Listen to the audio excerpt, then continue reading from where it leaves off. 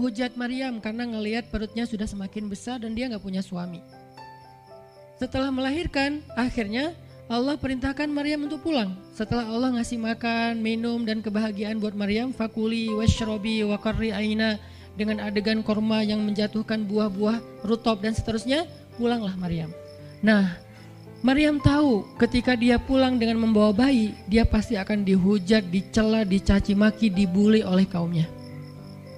Lalu Allah memberi kepada Maryam bekal. Gimana cara ngadepin yang kayak gitu-gitu?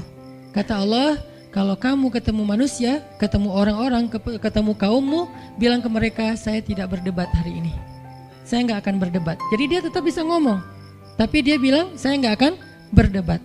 Saya nggak akan bicara dengan siapapun hari ini karena saya sudah bernazar untuk diam. Bilang kayak gitu kepada kaummu. Maka fa'atat bihi qaumaha tahmiluh. Maka datanglah Maryam kepada Al-Quds, kepada kota Al-Quds dengan membawa bayinya yang digendong. Datang. Baru dari ujung kota kelihatan Maryam, muncullah orang-orang Bani Israel semuanya rame di pasar-pasar mereka, semuanya menghadang Maryam. Maryam tiba-tiba dihadang di gerbang kota Al-Quds. Gak boleh masuk kota Al-Quds. Tadinya ada yang satu orang lihat, Maryam, langsung dia datang ke kota, dia umumkan ke semua orang, wahai Bani Israel, perempuan yang hina yang kita cari-cari sekarang sudah datang membawa bayi haramnya, membawa bayi selingkuhnya, membawa bayi hasil zinanya. Akhirnya orang-orang yang ada di Masjid Al-Aqsa, yang ada di rumah-rumah, yang ada di pasar, semuanya berkumpul di depan gerbang kota. Menghalang Maryam masuk. Kebayang gak perasaan Maryam? Padahal dia itu lahir di situ, dia beribadah di situ, ayahnya orang situ, ulama pula, pamannya Nabi pula di situ, tapi dia sekarang dihadang oleh semua penduduk Al-Aqsa, penduduk Al-Quds, Bani Israel. Ketika Maryam mendekat, mereka mengatakan, "Ya Maryam, laqad ji'ti syai'an fariya." Ini bahasa Al-Quran. Kalau aslinya lebih tercela daripada ini, karena ini bahasa Al-Quran yang tinggi, Allah menggunakan bahasa simbolik saja. Yang terjadi, mereka mencela Maryam. Mereka bilang, Maryam kamu pembawa sial, Maryam kamu perempuan hina, Maryam kamu tukang zina, Maryam kamu selingkuh, Maryam kamu ternyata pelakor, segala macam. Kebayang gak seorang perempuan yang mulia dituduh dengan kata-kata kayak gini? Sedih, pengen jawab, pengen bilang, saya ini gak pernah berbuat dosa, ini nih Allah yang ngasih kepada saya gak punya suami, dan saya diberikan anak yang suci dan segala macam. Enggak. Tanya kepada Zakaria kalau nggak percaya, saya punya buktinya segala macam. Nggak usah, diam aja. Maryam bisa ngomong kalau mau. Maryam by the way adalah perempuan secerdas Sayyidah Aisyah. Dia itu kayak Aisyah cerdasnya, kayak Khadijah bijaksananya, kayak Fatimah lembutnya, kayak Asia sabarnya. Maryam itu istimewa. Sampai sebagian ulama mengatakan Maryam satu-satunya nabi dari perempuan, satu-satunya nabi dari golongan perempuan. Sebagian kecil ulama ada yang menyebutkan demikian, sehingga mereka menyebut Maryam alaihassalam. Saking Maryam ini keren banget, istimewa banget. Tapi jumhur ulama sejarah mengatakan Maryam bukan nabi, tapi dia perempuan soleha, orang soleh, bahkan satu dari 4 perempuan sempurna di muka bumi, dan tidak ada yang kelima. Cuman ada 4. Kamula minar rijali katsir, kata Nabi. Laki-laki yang sempurna itu banyak, yaitu para rasul dan para nabi. Walam yakmul minan nisa illa arba'ah. Tidak ada perempuan yang sempurna kecuali 4. Asiyah istri Fir'aun, kemudian Maryam anaknya Imran, kemudian Khadijah istri Rasulullah, dan Fatimah bintu Rasulullah. Artinya Maryam ini istimewa banget. Dia kalau mau argumen, dalilnya lebih banyak daripada para rabi-rabi Yahudi yang ada di situ. Karena ketika Maryam dulu berkhidmat di Masjid Al-Aqsa, Maryam itu nggak belajar seperti yang lain-lain. Karena kan dulu orang Bani Israel itu paling anti sama cewek ya. Buat mereka perempuan itu kasta kedua. Seolah-olah perempuan itu nggak punya hak yang sama dengan laki-laki.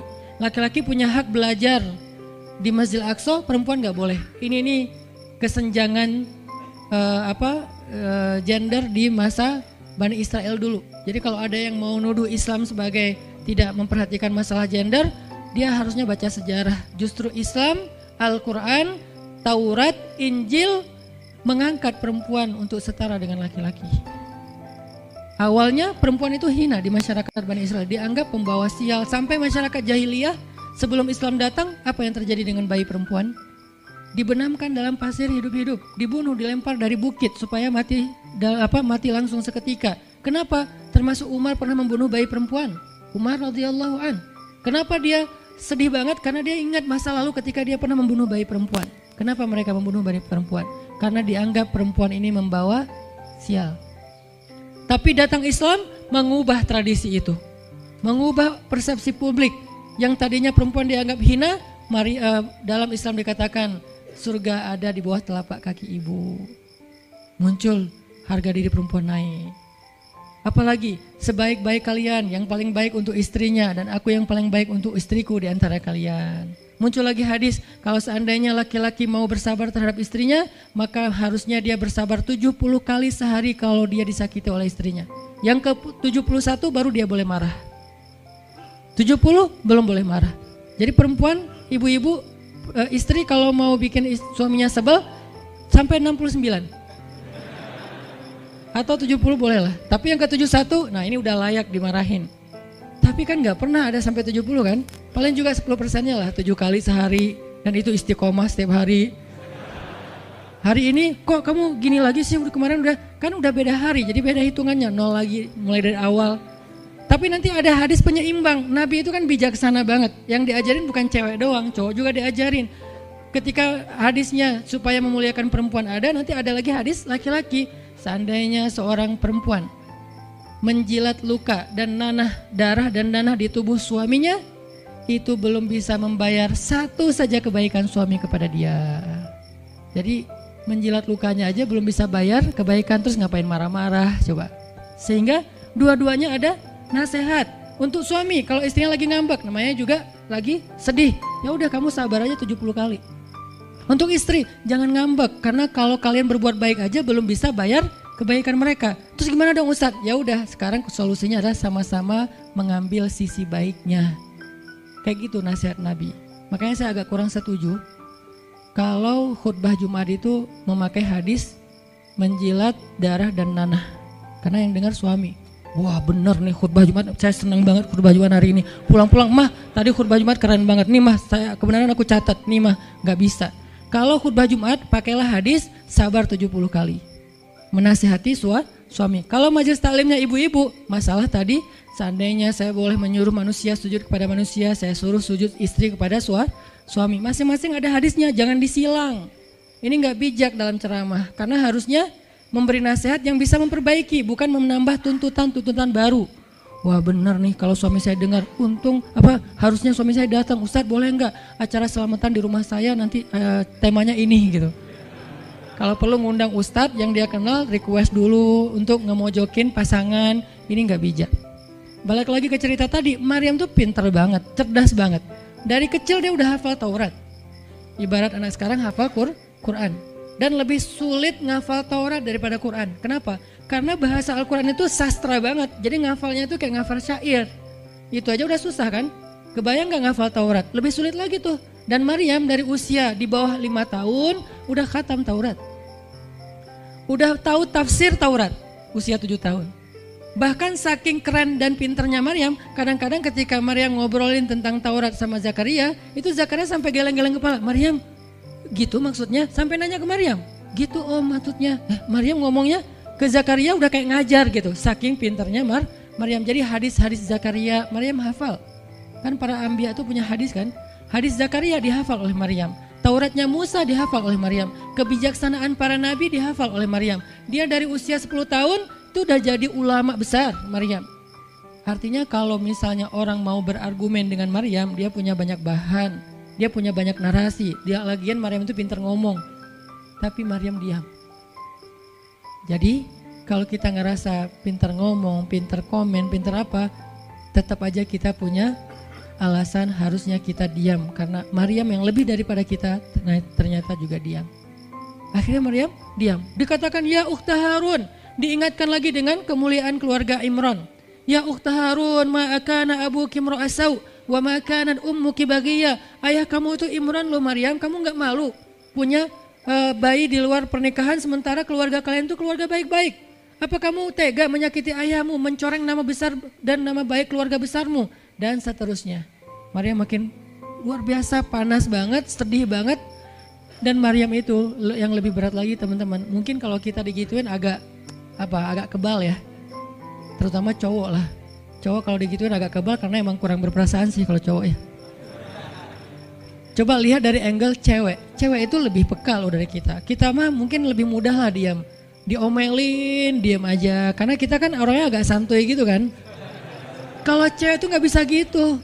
Makanya lihat angle ini dari angle cewek. Kalau tadi Zakaria, sekarang Maryam. Dan Maryam lebih peka daripada semua cewek yang ada di muka bumi. Lebih perasa lagi daripada perempuan yang ada di muka bumi. Sangat-sangat pemalu. Saking pemalunya, ketemu cowok keren, ta'awuz coba. Cewek itu perasaannya lebih dalam daripada kita. Jadi kalau misalnya cewek-cewek, Maryam tuh gak punya, ketemu cowok keren aja dia ta'awuz. Siapa cowok keren yang ditemui Maryam? Jibril. Gabriel loh yang ditemuin.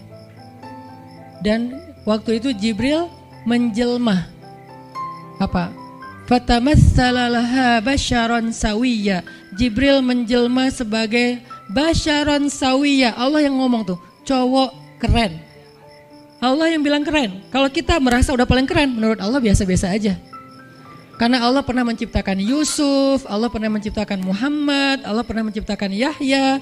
Kita merasa paling keren, Allah pernah menciptakan Sarah, perempuan paling keren juga, Aisyah, Fatimah. Jadi buat kita kayak udah kegeeran paling keren se-Bandung gitu kan ya. Menurut Allah mah biasa. Kalau Jibril, Allah sendiri yang bilang dia tuh emang keren. Jibril emang bukan malaikat, tapi kalau ketemu manusia, kecuali para nabi, Jibril itu menjelma sebagai manusia. Supaya tidak terlihat wujud aslinya, karena gak kuat orang ngelihat wujud aslinya Jibril. Nabi Muhammad aja pertama ngelihat Jibril dengan wujud aslinya pas di Gua Hira itu lari tuh, takut, saking ngerinya Jibril tuh. Jangankan manusia, malaikat aja segan sama Jibril. Jibril lewat malaikat, gak berani malaikat. Kenapa saya bilang kok disegani? Allah yang bilang di Al-Quran, dia itu malaikat yang disegani. Dzu mirratin. Dzu mirrah kalau bahasa kita, malaikat yang sangat berwibawa. Sehingga di antara malaikat aja gak ada yang sembarangan bicara sama Jibril. Mau bicara sama Jibril kayak, aduh segan, malu, gitu malaikat. Cuman gak pakai, itu mah Sunda ya. Pokoknya malaikat mah gak berani ngomong sama Jibril saking segannya. Kenapa? Gagah banget wujud aslinya. Ketika dia membentangkan sayapnya, itu sayap menutupi timur dan barat. Jadi matahari, bulan, bintang udah gak kelihatan. Yang kelihatan cuma Jibril dengan keagungannya. Itu belum Allah ya, baru ciptaan Allah. Jibril, salah satu makhluk Allah yang paling agung. Sehingga saking kerennya Jibril, Allah gak menyebutnya dengan nama malaikat. Padahal golongannya malaikat, tapi Allah menyebutnya dengan Ruhul Quds, Roh Kudus, yaitu Jibril. Nah ketika ketemu dengan Maryam, Jibril bermisal itu menjelma sebagai basyaron sawiyah, cowok keren banget. Saking kerennya Jibril, Umar aja terkesima ngeliat Jibril. Pernah Jibril datang ngajarin iman, Islam, ihsan kepada Nabi Muhammad, dan Umar ngelihat Jibril terkesima, gak bisa ngomong, diam aja, benar-benar speechless banget nih Umar. Jibril udah pulang, baru Nabi nanya, Umar tahu gak itu siapa? Hah, apa Rasul? Gitu, saking masih kayak terkesima. Apa Rasul? Tahu gak barusan siapa? Siapa ya Rasulullah? Saya gak kenal orang itu, kok keren banget. Kata Rasul, itulah Jibril. Masya Allah, itu Jibril. Ya Alhamdulillah bisa ngeliat Jibril langsung, tahu gitu tadi. Gitu ya. Kalau bahasa kita mah udah langsung pengen foto-foto kan sama Jibril. Kebayang gak cowok sekarang lihat Jibril? Baru lihat artis Korea aja kita udah kayak gimana kan, BTS atau apa, udah segala macam, udah guling-guling, udah gigit jari, baru BTS doang. Kadang-kadang nggak ngeliat BTS langsung, cuma lihat di TV doang, udah aku nggak bisa gini, aku nggak bisa gitu kan ya. Belum ketemu Jibril loh. Jadi nggak ada lah artis sekeren Jibril. Baru Yusuf aja udah pada ngiris tangan, belum malaikat. Sampai ketika cewek-cewek ketemu Yusuf, mereka bilang apa? Ini bukan manusia, ini malaikat. Jadi gantengnya Yusuf tuh bukan ganteng-ganteng apa? Itulah. Ganteng kok hewan gitu kan. Ini ganteng-ganteng malaikat. Belum ada tuh film atau sinetron itu. Yusuf itu ganteng-ganteng ganteng-gantengnya tuh malaikat. Levelnya tuh level malaikat. Jadi kalau ada Jibril, ada Yusuf kayak, nih yang mana Yusuf, mana Jibril ya? Keren dua-duanya. Nah Jibril datang ketemu Maryam bukan di atas panggung rame-rame. Berdua coba, intimate banget kan? Kalau di atas panggung teriak-teriak nggak keren lah, biasa aja. Ini tuh berdua, private banget. Di satu ruang kecil, berdua nggak ada yang tahu, tiba-tiba Jibril berdiri di depan Maryam, senyum dengan khas senyumnya malaikat yang mematikan gitu. Maryam pas buka mata lagi zikir, ngelihat Jibril depan matanya keren banget. Langsung Maryam bilang apa? A'udzubillah. Cie, wibawa banget kan Maryam? A'udzubirrahmani minka in kunta taqiyya. Jadi emang elegan sih orang-orang soleh tuh. Dia langsung nunduk, dia bilang A'udzubirrahmani minka in kunta taqiyya. Aku berlindung kepada Allah yang Maha Rahman. Kenapa ngomongnya Rahman? Karena keren. Kalau enggak keren, A'udzubillah. Karena keren, A'udzubirrahman. Tapi masih ta'awuz, cuman pakainya Rahman karena Allah tuh Maha Pengasih yang udah bikin kamu tuh keren. Diksinya luar biasa ya. Maryam gak bilang A'udzubillahi minasyaitonirrajim. Enggak, ini enggak layak dibilang syaiton, ini terlalu keren. Jadi gak bisa A'udzubillah, A'udzubirrahman. Berarti Maryam itu pinter. Sampai dia bisa memilih diksi Asmaullahil Husna. Dia gak pakai diksi Allah, dia pakai diksi Ar-Rahman. Karena yang datang itu wajahnya tuh wajah orang baik, tapi keren. Akhirnya A'udzubirrahmani minka in kunta taqiyya, kata Maryam. Jibril juga elegan, paham maksud Maryam. Maksudnya kamu siapa? Itu pertanyaannya. Maryam gak nanya, kamu siapa ya? Enggak gitu. Kan gaya culun-culun kayak caper gitu kan. Kamu siapa ya? Aku ada salah sama kamu. Enggak gitu sih Maryam ngomongnya. Saking elegannya Maryam, dia nanya kamu siapa tapi pakai kalimat zikir. Keren gak sih? Kita kadang-kadang zikir A'udzubirrahmani minka in kunta taqiyya. Artinya apa Mbak? Sama-sama gak elegan ya. Kalau Maryam sama Jibril dua-duanya elegan. Bahasa orang elegan itu emang banyak kode sih. Jadi kita mah yang polos-polos kayak gini, yang remeh-remeh rempeyek gak jelas gini, ya gak akan paham kalau gak baca tafsir. Makanya kalau mau theater of mind, baca Quran itu pakai tafsir, pakai kisah, baru kita ngerti kondisinya. Oh gitu banget ya, dahsyat banget ya kejadian waktu itu. Jibril datang dengan wujud yang kerennya. Maryam pengen nanya kamu siapa? Kok tiba-tiba masuk ruangan saya? Tapi bahasanya A'udzubirrahmani minka in kunta taqiyya. Aku berlindung kepada Allah yang Maha Baik darimu kalau kamu takut kepada Allah. Maksudnya kamu siapa?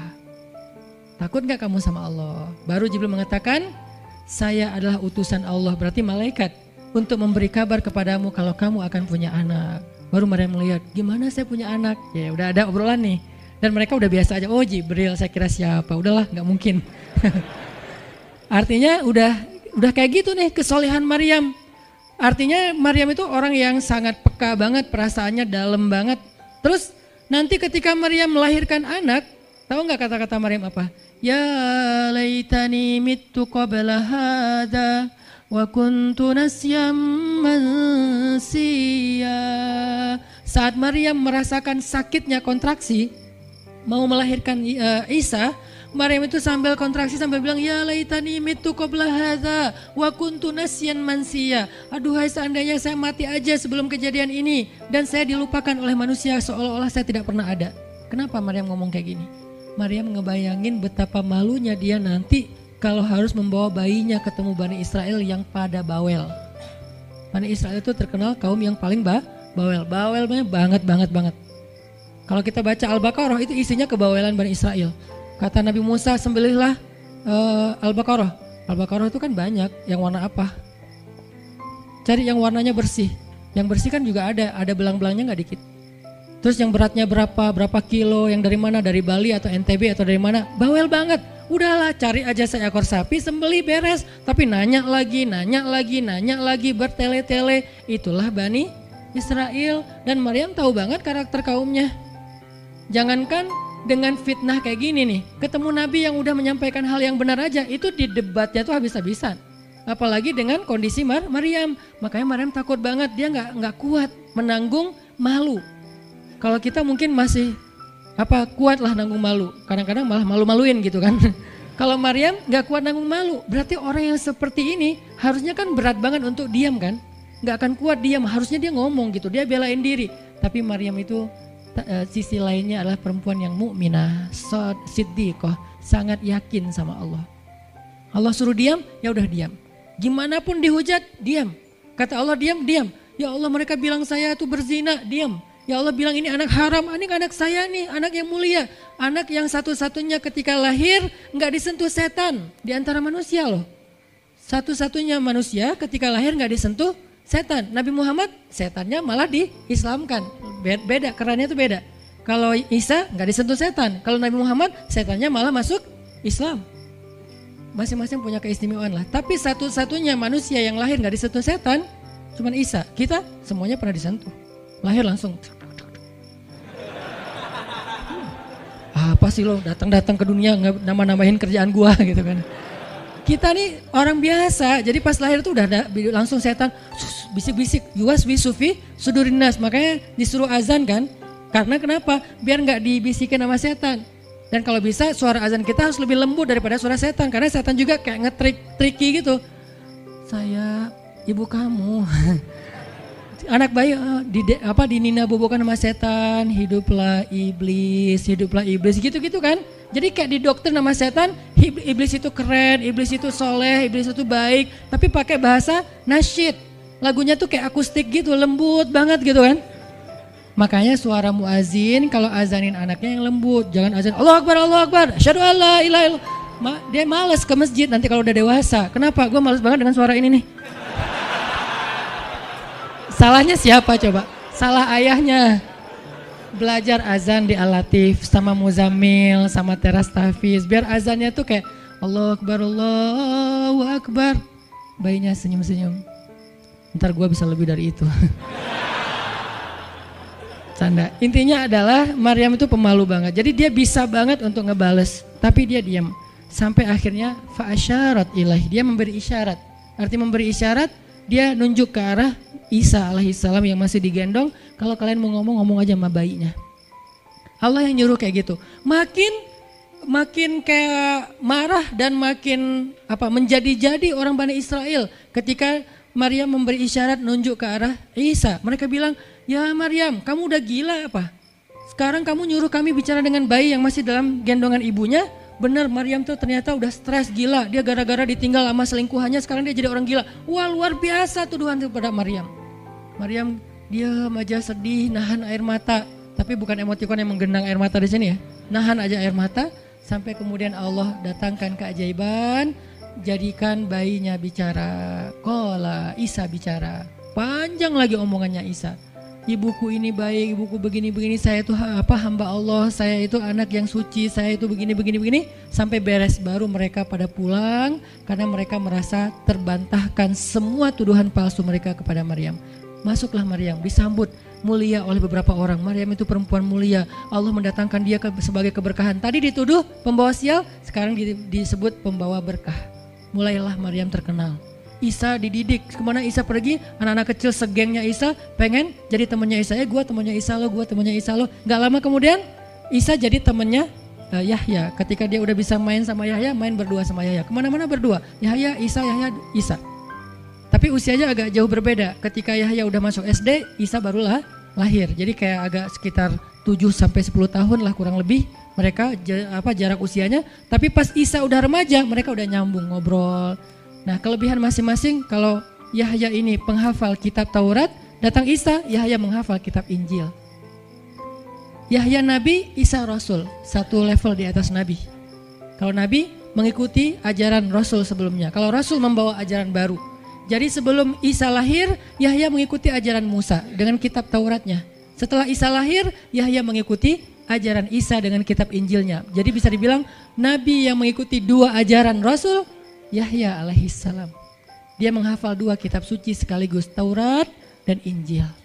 Perempuan Maryam radhiyallahu anha, dia menghafal kitab Taurat dan Injil dari anaknya sendiri.